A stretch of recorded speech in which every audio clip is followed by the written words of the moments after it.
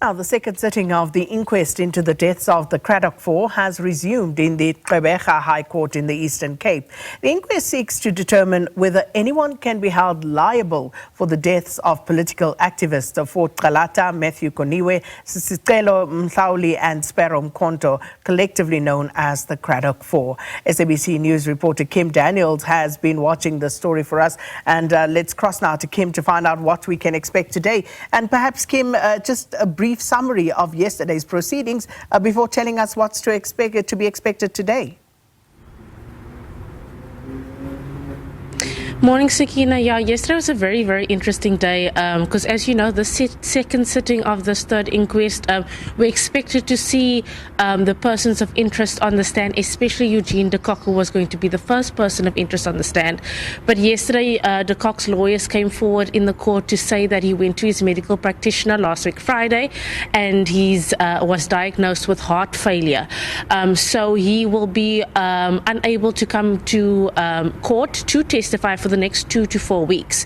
And then the attorneys of the other persons of interest brought forward an application to halt the proceedings, saying that their clients could be implicated if they come onto the stand before Mr. de Kock comes onto the stand, saying that Mr. de Kock's testimony might implicate their clients, so that being unfair and prejudicial towards them. But Mr. Howard Varney, the advocate for the lawyers for the families of the slain activists, was saying that it was quite concerning because all of these persons of interest are at a very significant age, all of them ranging from 75 to the late 80s.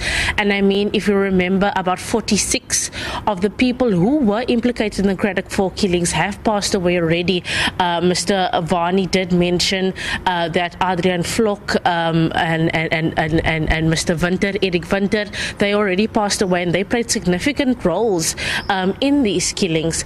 So they did urge the judge, presiding judge Tami Beshe, to rule that this inquest rather continues, saying that these families have waited a very long time to hear the truth. I mean, it's been 40 plus years already since the 1985 killings of the Cradock Four, and the presiding judge did rule in their favor, saying that there is no need to halt the proceedings.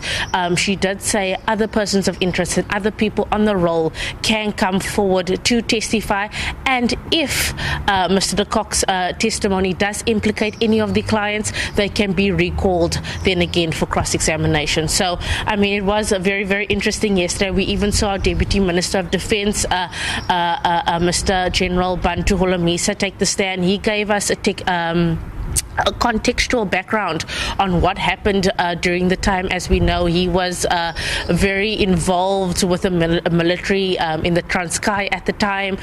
He spoke about how he got information, how he received the signal that was put out asking to permanently remove the members of the Cradock Four, that being Mr. Calata, Mr. Goniwe and others.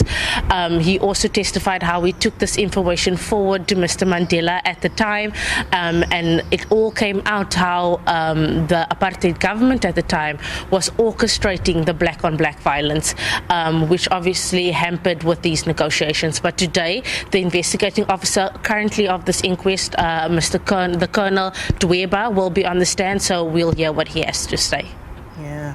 Very interesting there, Kim Daniels, as Kim, as you say, with regard to someone like Adrian Vlok, the late Adrian Vlok. Now, it would have been interesting to have heard him here, given that gesture that he made towards the Reverend Frank Chikane by washing his feet at some point, to try and atone for what his role was back then. But as you say, it's interesting that many of the persons of interest are now at an advanced age, and we'll see how things progress. Kim, we'll catch up with you again later on. Kim Daniels, our reporter in Gqeberha, watching that inquest for us.